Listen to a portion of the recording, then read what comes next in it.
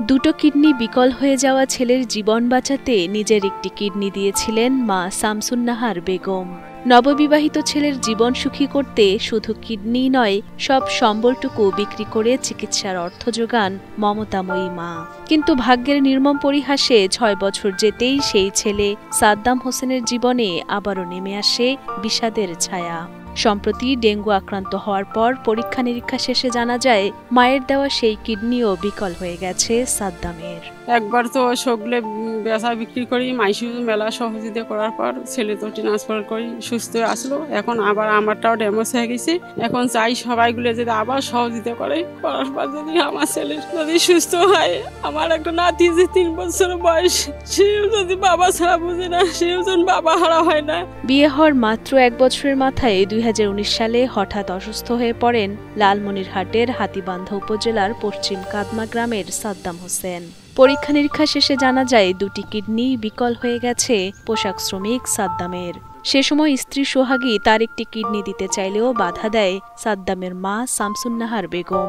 নিজের একটি কিডনি দিয়ে বাঁচিয়ে তোলেন ছেলেকে, কিন্তু ভাগ্য যেন তাদের সহায় হয়নি।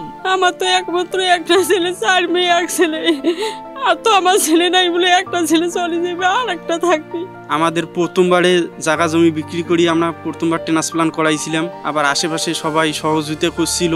এইভাবে তো প্রথমে ট্রান্সপ্লান্টটা হয়েছে, দ্বিতীয়টা করা কোনো সম্ভবই না। এবার স্বামীকে বাঁচাতে কিডনি দিতে প্রস্তুত স্ত্রী সোহাগী বানু, কিন্তু দুর্ভাগ্য দ্বিতীয়বারের মতো কিডনি প্রতিস্থাপনের জন্য প্রয়োজনীয় অর্থ জোগাড় করার সামর্থ্য নেই অসহায় পরিবারটির। আমি সিদ্ধান্ত নিয়েছি যে আমার কিডনি ওরে দিব, যেন সন্তানটা ওর বাবাটারে পায়, কিন্তু টাকার অভাবে তো চিকিৎসা করতে পারতেছি না। এখানে যদি সবাই সাহায্য সহযোগিতা করে যদি ওর চিকিৎসা করার জন্য একটা ব্যবস্থা করে দিত, তাহলে হয়তো আমার সন্তানটা তার বাবাটারে ফিরে পাইতো। চিকিৎসক জানিয়েছেন কিডনি প্রতিস্থাপন করতে প্রয়োজন 30 থেকে 40 লাখ টাকা।